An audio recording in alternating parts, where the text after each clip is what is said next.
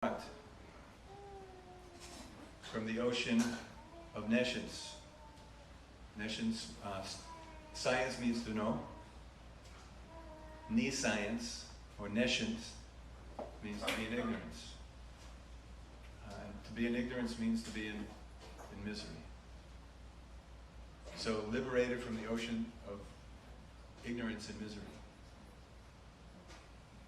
Or from the blazing fire of material existence. We can't change this material world. The miseries will always be there.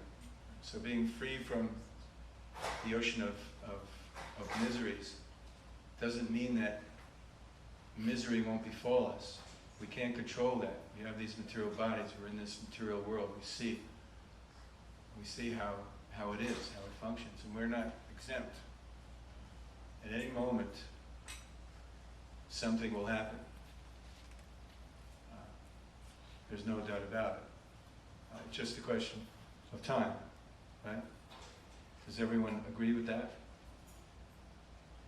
From the second we were born, we began dying. And along the way, there are so many miseries there. We all have had our share, and will have our share. We can't change that. But we can change how we respond to it. So, with transcendental knowledge, and in this sense, knowledge means not just theoretical knowledge, or jnana, it means vijnana, realization, that type of knowledge, realization. So this transcendental knowledge means one realizes that one is part and parcel of God.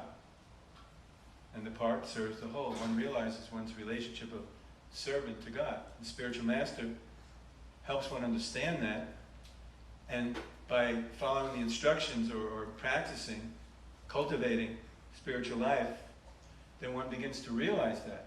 One realizes one's connection.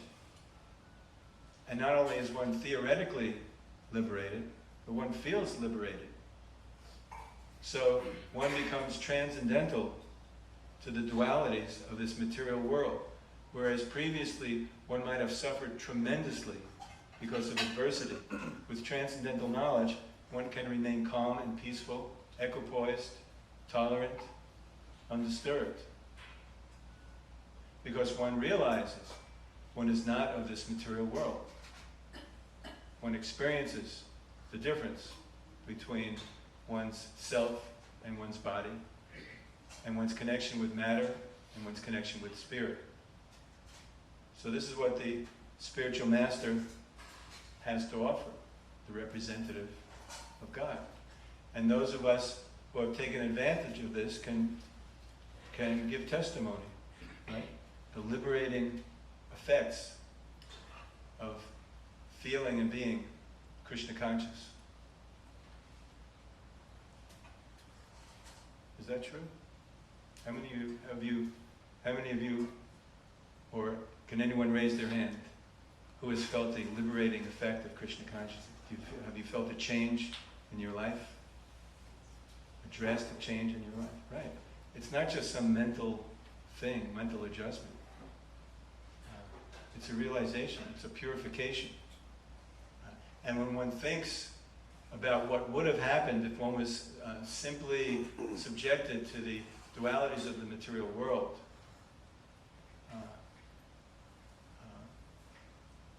or if one thinks of one's previous existence, and one thinks of one's existence in the boat of transcendental knowledge, then one can appreciate very, very much one's relationship with the spiritual master and the whole process of purification.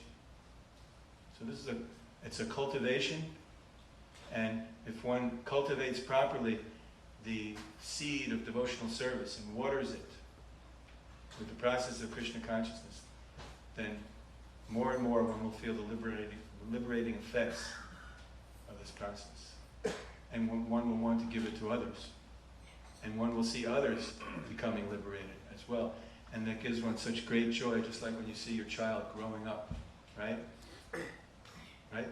Parent loves to talk about, my child did this, and he did that, he's growing up so fast, right? So when you see others growing in Krishna consciousness also, you feel so wonderful, you feel so inspired to see that. Today we were at the parade, the art car parade. Who was there? Raise your hand if you were there.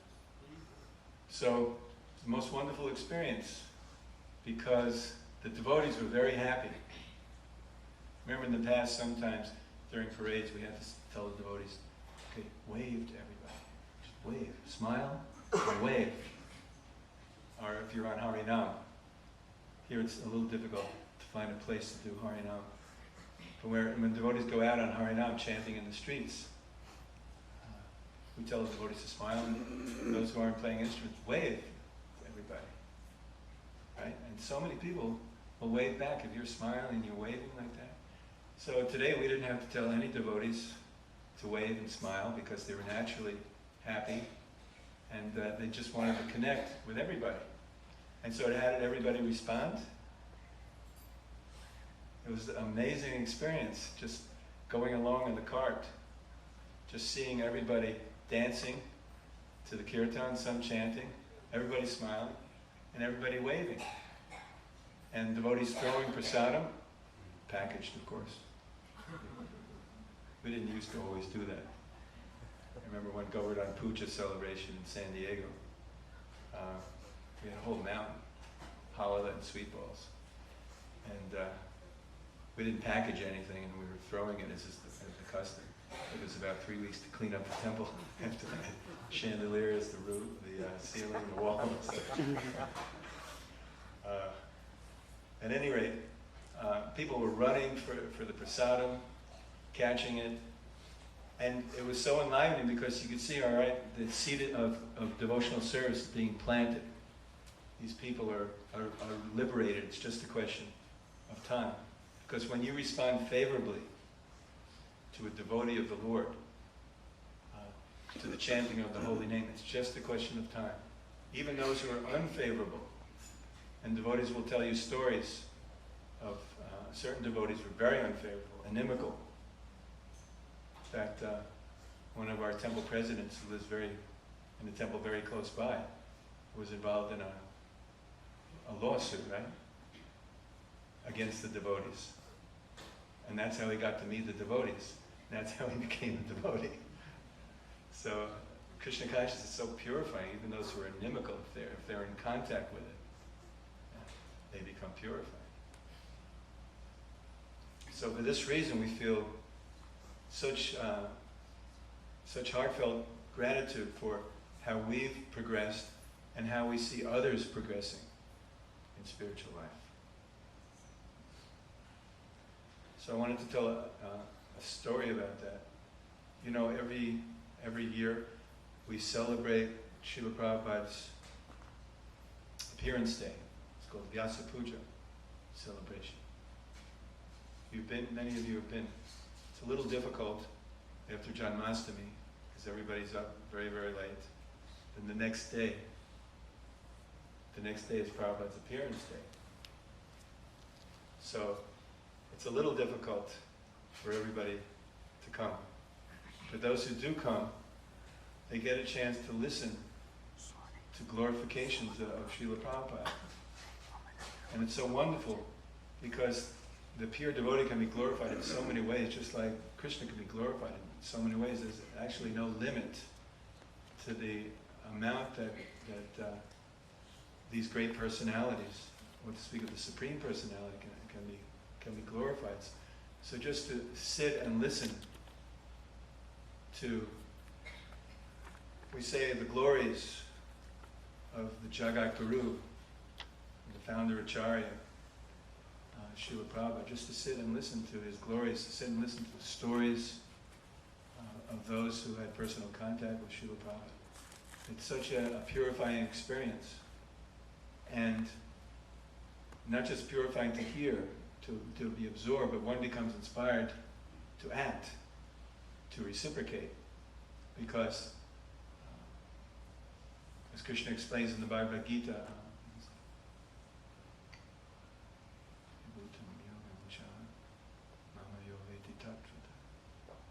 what is it? evam vibhutim yogam cha mama yoveti tatvata so vikalpena yogena yujite nyacha samsaya. Those who know the opulence and mystic power of mine engage in my devotional service. Of this there is no doubt. So when you hear how great Krishna is, you become inspired to want to connect with him and serve him. When you hear how great the spiritual master is, you become inspired. You want to connect with him and serve him. Etam vibhutim yoga. Okay. Etam vibhutim yoga mucha. Mala yoveti takvata. So vikalpena yogena yujite nacha samsaya. So these experiences are so purifying. Just to be in contact with the pure devotee by hearing about it. You think about how your life was previous to coming in contact with Srila Prabhupada. You hear Prabhupada's wonderful qualities. You see how you've changed by contact with Prabhupada's wonderful qualities. And you become faithful that you can continue advancing. So in this connection, I wanted to read something that one of my friends from high school sent me. It was the day of Lord Ramachandra's appearance. It was a couple of months ago, I think. So it was about the time that I wanted to sit and write my offering to Srila Prabhupada, my Vyasa Puja offering to Srila Prabhupada. And those times, there are times when you can search very deeply into your heart and think of all the ways that you appreciate the founder Acharya of the Hare Krishna movement. You think of all the things he's done for you and others. I was thinking the other day actually how, okay, now I'm 65, a little tired. I like traveling and preaching. At the same time, I like to rest a little bit. My body has certain needs, etc. Then I thought about Srila Prabhupada. He was 70 years old. And the older you are, the more you can appreciate this. Because you know how things sort of slow down, right? So what did Prabhupada do when he was 70 years old? He crossed the ocean on a steamship. And many people thought he was going to die, and he almost did, but what happened? When he got his second heart attack, Krishna came, Prabhupada said, and personally massaged his heart. Prabhupada said that. And then at the age of 70, Prabhupada began the Hare Krishna movement. And he served tirelessly for 12 years. He had an enormous, inconceivably enormous capacity to preach and take care of the devotees and organize and administrate the Hare Krishna movement. Traveled around the world 14 times. So, Prabhupada was obviously empowered. And he had an unparalleled enthusiasm for serving his spiritual master. So you begin thinking like this. You can write so many nice words of appreciation for Srila Prabhupada. So I was thinking on Lord Ramachandra's appearance, that there's Lord Ramachandra, Day of Appreciation for Lord Ramachandra. I wanted to write my Vyasa Puja offering. I was thinking that was an auspicious day, and I didn't have so much time. I was traveling here and there. Finally had some time. And my friend called and said, I just sent you an email. It was a poem I read. It was very nice. It inspired me. I'd like you to read it. So I was thinking, well, I finally have time to sit down and write my offering to Srila Prabhupada. So I don't want to get distracted. You know how easy it is to get distracted. Just one more email, or one more this, or one more that. Especially if you're having a hard time going inwards and concentrating. This is the middle of the day, so many things could be going on. But I wanted to take the time out to write my offering. But then I was thinking, well, I like poetry. Maybe I need just a little break, do something I like for a few minutes, and then I'll concentrate on my offering. So I opened up the email. And I want to read you the poem that he sent.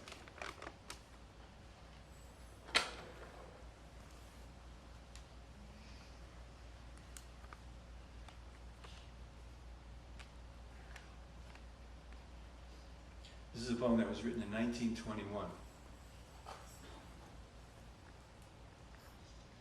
by an elderly lady who was in a wheelchair. She had arthritis. She wrote this poem. In those days, they didn't have computers. All you had to do is tap. Well, with an iPad, you don't even have to like push, right? You just tap. Is it like that?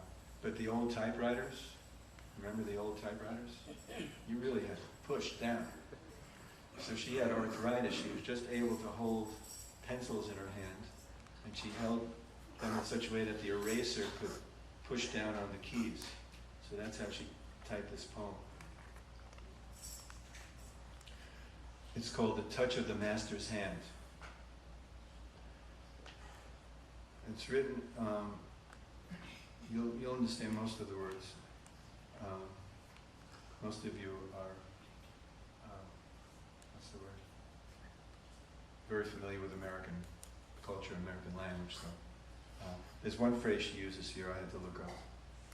She says, mess of pottage. A mess of pottage, a glass of wine. Yeah. A mess of pottage means just something not very significant. Just doing something that doesn't have much value. Or like they paid, the Dutch bought Manhattan Island. Do you know for how much? They had $19 worth of trinkets that they gave to the Indians in exchange for Manhattan Island. Good deal. So, in other words, they bought Manhattan Island for a mess of pottage. Something just insignificant. Okay.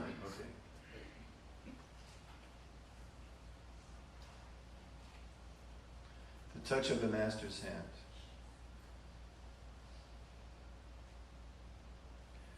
'Twas battered and scarred, and the auctioneer thought it scarcely worth his while to waste much time on the old violin. But he held it up with a smile. "What am I bid, good folks?" he cried. "Who'll start the bidding for me?" $1. $1. Do I hear two? $2.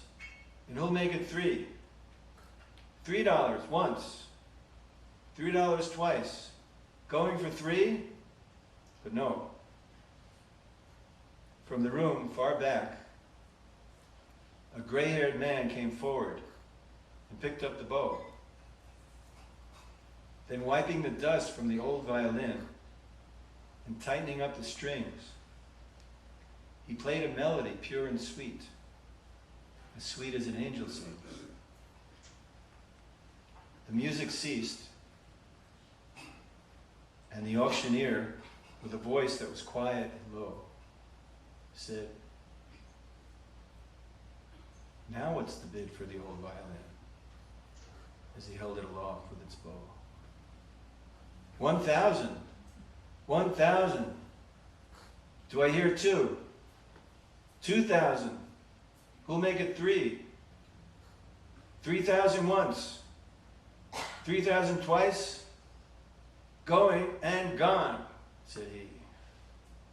The people cheered, but some of them cried, "We just don't understand. What changed its worth?" Swift came the reply, the touch of the master's hand. And many a man with life out of tune, all battered and scarred with sin, is auctioned cheap to the thoughtless crowd, much like the old violin. A mess of pottage, a glass of wine, a game, and he travels on. He's going once and going twice, He's going and almost gone. But the Master comes, and the foolish crowd never can quite understand the worth of a soul and the change that is wrought by the touch of the Master's hand.